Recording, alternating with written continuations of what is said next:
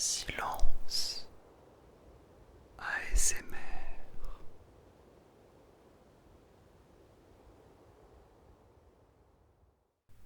Eh bien, bonsoir à toi. Bonsoir, j'espère que tu vas très bien. Aujourd'hui, j'ai le plaisir de te retrouver pour une toute nouvelle vidéo diffée. Cette fois-ci, ça sera sur les méduses. Alors, comme d'habitude, mets-toi à l'aise. Petit plaid, petit verre d'eau, restons simples, ou de grenadine, on sait jamais. Et puis on est parti. On commence donc tout de suite avec le fait numéro 1. Quand sont apparues les méduses? Eh bien, il faut savoir que c'est une espèce qui a traversé l'histoire avec un grand H, puisqu'elles sont apparues il y a plus de 600 millions d'années. Et elles sont plus vieilles que les dinosaures, c'est pour dire. Puisque le plus vieux dinosaure, nommé Nyasasaurus barringtoni, aurait vécu il y a 243 millions d'années. Donc déjà, ça pose les bases. 600 millions d'années, bam.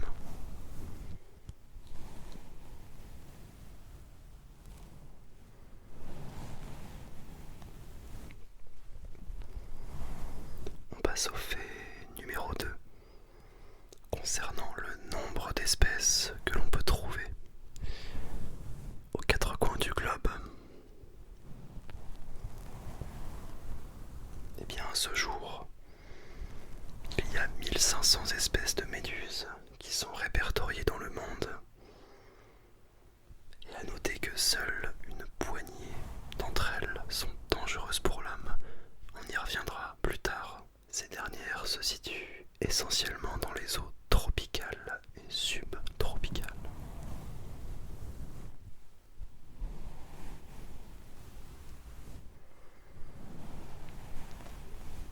On passe au fait numéro 3, qui concerne l'aspect physique des méduses et qui est extrêmement varié, puisque si les plus grosses méduses peuvent atteindre près de 2 mètres de diamètre, 6 mètres de haut et peser près de 200 kg, les plus petites d'entre elles ne mesurent que quelques millimètres.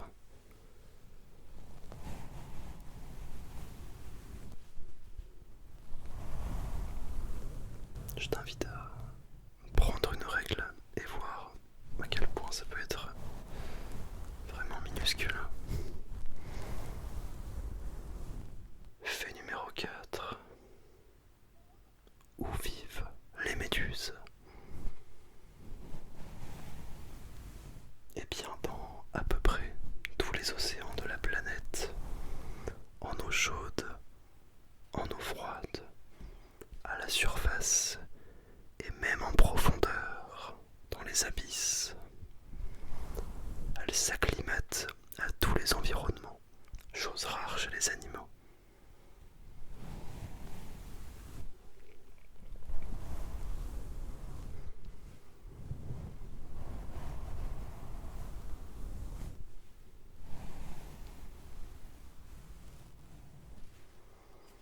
Fait numéro 5 qui concerne l'ossature. Chez les méduses. Alors il faut savoir que on ne parle même pas d'ossature chez ce type d'espèce, puisqu'elles n'ont ni cerveau, ni cœur, ni squelette et ni dents. En effet, leur corps se résume à 98% d'eau. c'est fou, honnêtement. Là, je suis sûr de t'avoir appris un truc. C'est à 98% sûr. Fait numéro 6. Les méduses sont aussi une source de lumière. En effet, certaines espèces sont capables d'émettre de la lumière grâce à des réactions chimiques produites par leur propre corps. D'ailleurs, ce phénomène est surtout visible chez les espèces des abysses.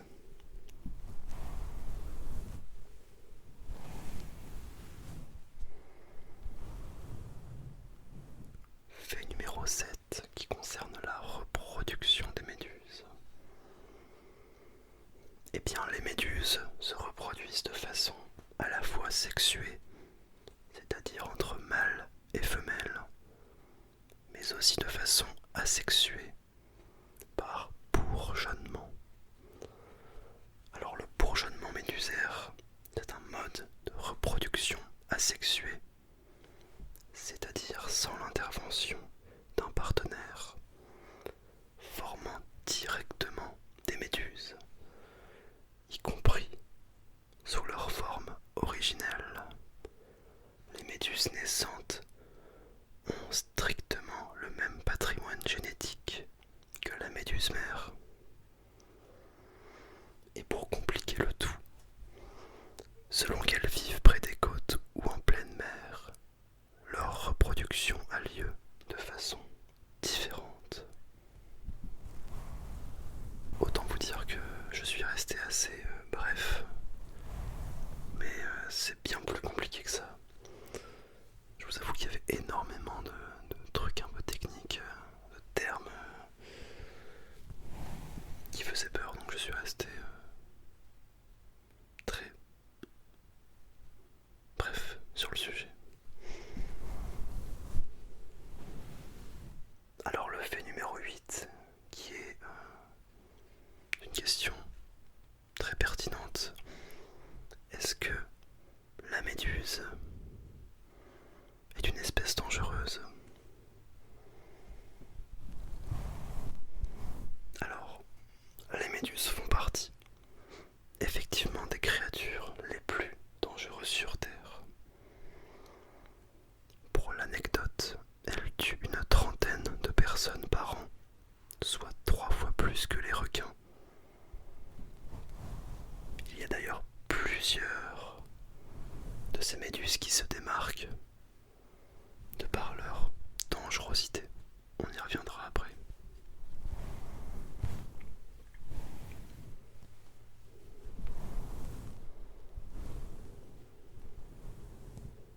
Alors même s'il y a 1500 espèces aujourd'hui,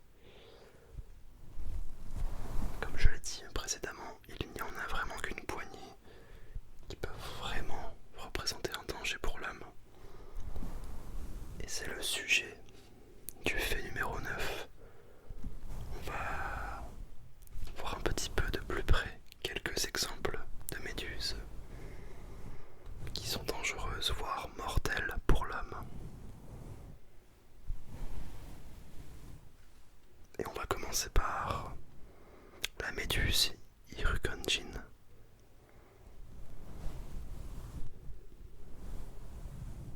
C'est une méduse qui ne mesure que 2 à 3 cm de diamètre, vivant sur le long des côtes australiennes. Sa taille ridicule n'a rien de menaçant, mais une seule piqûre peut être mortelle, malgré sa nanotaille.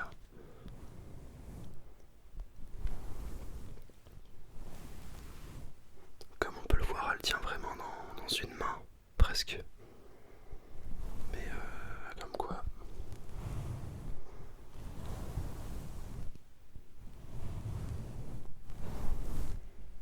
Faut quand même s'en méfier.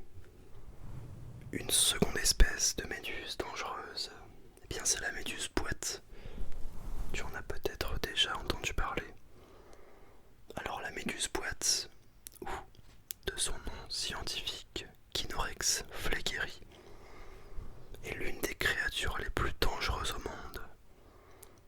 Surnommée guêpe de mer, un simple contact produit un effet fulgurant sur l'être humain, car son venin est extrêmement puissant. Ses lieux de prédilection seront le sud-est de l'Asie, ainsi qu'en Australie.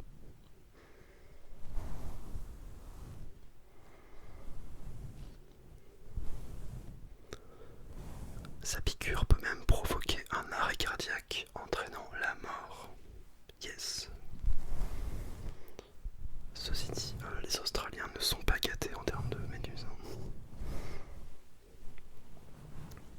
Ce qui nous amène à la troisième espèce dangereuse qui est la méduse à crinière de lion.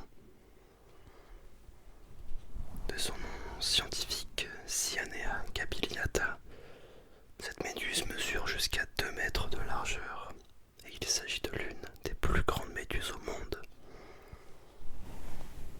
Elle évolue dans les eaux du Pacifique, la Baltique et la mer du Nord. Avec des tentacules immenses, sa taille est non seulement imposante, mais son venin toxique peut même causer la mort. Les symptômes après piqûre seront des crampes musculaires, des brûlures ou des irritations dans le meilleur des scénarios. Donc là je vous ai présenté 3 des espèces les plus dangereuses pour l'homme, mais il en existe beaucoup d'autres.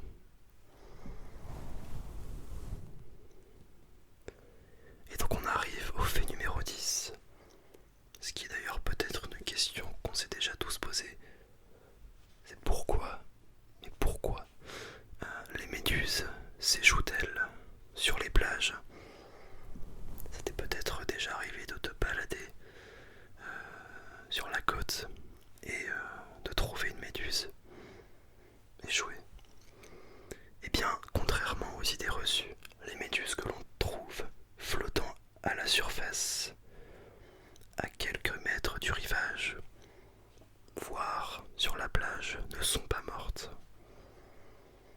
Si on en voit autant, c'est parce que les méduses se déplacent en banc et elles nagent à la recherche de nourriture, donc des microplanctons, mais ne peuvent malheureusement pas lutter contre les courants marins.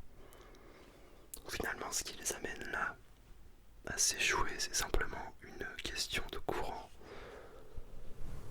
Et ça ne veut pas dire qu'elles sont décédées, on va dire ça comme ça.